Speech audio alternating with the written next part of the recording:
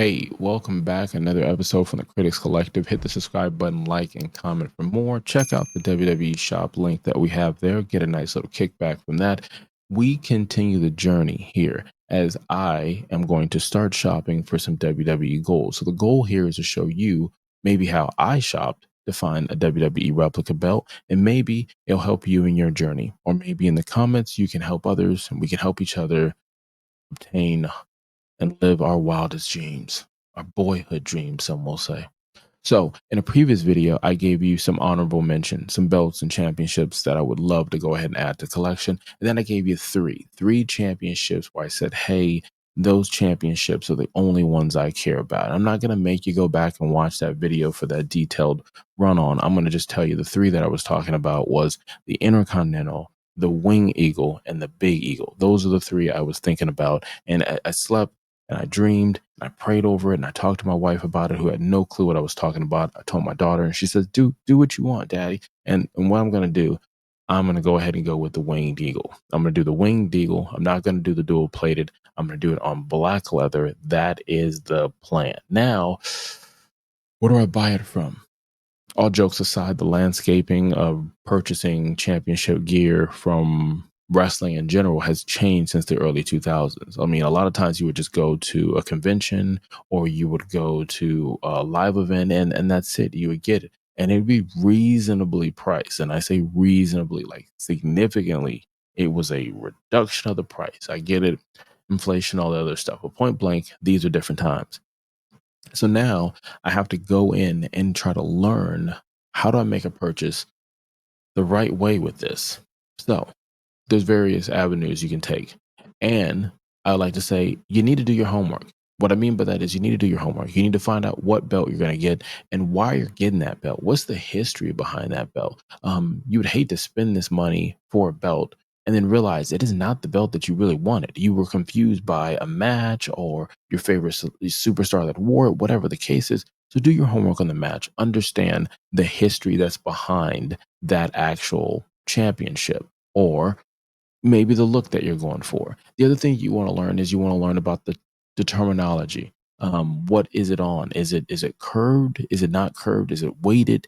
Is it leather? Is it 2 millimeters or 4 millimeters? That's a pretty big difference. The ends, are they rounded? Do they have the little clips on the side? Do you need a clip extender?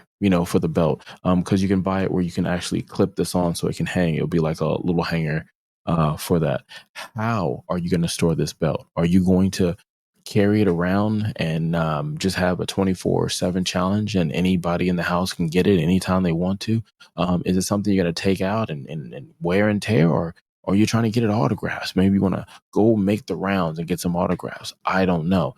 For me, I plan to put it back there on that wall, that space. Like, I've been waiting for this moment. So I don't know if I'm going to put it in a box underneath that picture frame that has no picture in it. I don't know if you guys have noticed that. Or am I going to put it underneath the Marvel restaurant thing that I have from a Marvel movie that I can't remember which one it is, but point blank, I have a space for it. So try to keep that in mind when you're thinking about that and you're figuring out what you're going to do. Now, with that being said, before you have to worry about cutting any promos with it over your shoulder, or maybe you're holding it up, or whatever it is that you feel that you're going to do, let's talk about some of the places that you can go ahead and purchase this from. Now, remember, you can purchase a replica, authentic, meaning that somebody's worn it. Signature series, a lot of them have where they've have signatures on them, and they're 100%. I want to say there's proof on it, like there's a picture or there's a number. Like, just keep that in mind. Like, if it's gonna get a signature, how do you know it's that person's signature?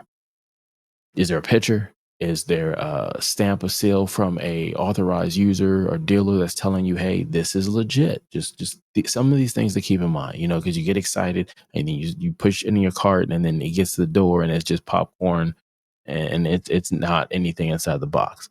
Now, you can look at certain marketplaces. So one of the marketplaces is Amazon. Amazon, took a look at Amazon and you'll find a lot of third party people who will sell belts. A lot of these people are not in the country that you probably live in. Keep that in mind.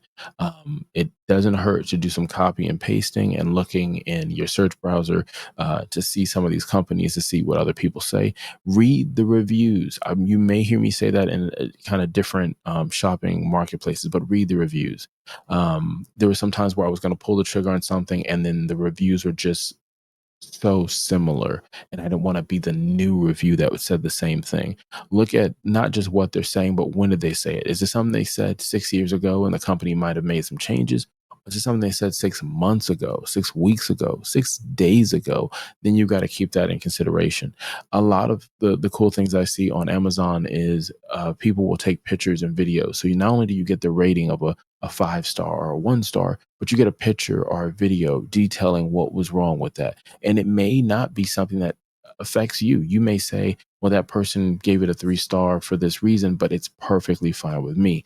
Keep that in mind. Now, the other marketplace you can go to is OfferUp, which is harder because OfferUp and sites like that, like the Facebook Market, you're hoping that someone puts that out there. You got to make a drive somewhere to go pick it up or something. Just be safe about that. Have a public space. And I think that is more if somebody's putting something up. It's a little harder because in the time that I was looking for the gold, I just really didn't see anything like that. I saw toy belts, which you could find at like any box, store, like whether it's Target, Walmart, um, Best Buy. Like you could go to all these places and you can get like a belt, even the live shows. Um, but I just didn't see anything that was like a replica, like what we're looking for, what I'm looking for. The other thing would be eBay. eBay was pretty cool because eBay, you could find more of those third party sellers, but you can find them where they're more rooted. They've been there for so long, with eBay being there for so many decades, that you have way more reviews to look at, way more on the scale, because it rates how good of a dealer that a person is. And sometimes you'll get some really good deals. You have an opportunity to do auctions on something. So you may be able to go in like a hill and get a steal of a deal, and be able to get the championship that way. So keep that in mind. And then you also have the WWE shop. The WWE shop has championship belts. It's obviously their neck of the woods. They are going to give you signature series belts and say, hey, this is the Undertaker, this is The Rock, this is Triple H's specialty. And so you'll get a lot of not just the replica championship belts, but you also get unique belts that go to that superstar that may never ever seen the light of day in front of an actual audience on a live program, but it's something that they put together. So just keep that in mind. Now, for me, when I went through the whole thing, I use a lot of Discord and Reddit. It was really cool to have people kind of tell you the makers of these replica belts that aren't the WWE shop, and they're basically saying, "Hey, look, they do this until this time of year, or this person here lives in this country, so it's normally a turnaround of this, but the quality is good, or they used to make it, but they don't make it anymore. They lost their licensing." Like you can learn a lot about, I guess, that side of the business on that. Now, if you have any companies, third party, whatever, put in the chat. That way, we'll know. But for me, I don't know if you're not supposed to know or tell somebody unless somebody whispers it to you. But I to this day, I haven't seen a video where they really said, "Hey, this is where you go for this belt." It's almost like they kind of hint at it. And if you don't know, you just don't know. And guess what? Damn it, I don't know. Um, Now, I knew some names. I'm not going to say them here. There are some names. I do have a small short list.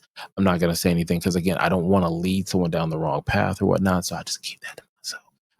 But for learning how somebody could like have a belt and have a patent on it, design, and then use it with someone else, and then say, you know what, that deal is done. I want to go ahead and take my patent and go elsewhere, and you kind of learn how this works in the background. Now, what I went with was the WWE shop. I almost went with eBay. I still may look at what eBay has, but I went with the WWE shop. I was like, hey, I'm gonna do this. I'm gonna do it one time, peace of mind, get it delivered, have it finished. But there was a lot of stuff you have to think of. Like I said, the licensing. Um, if you're trying to get the old WWE logo, WWF logo, the Attitude logo, the scratch, versus the ones you have now, where it's not the same. You know what I mean?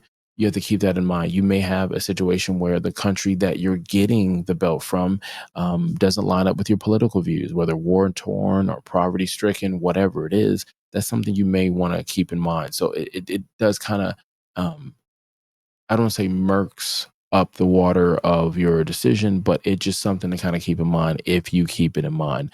Going to the WWE shop, it just was so easy to do. You just go to the site, you look for the belt you want. Now, a lot of times they do promos, they do codes and stuff like that, so you have to kind of keep your eye on it and kind of see what you're looking for.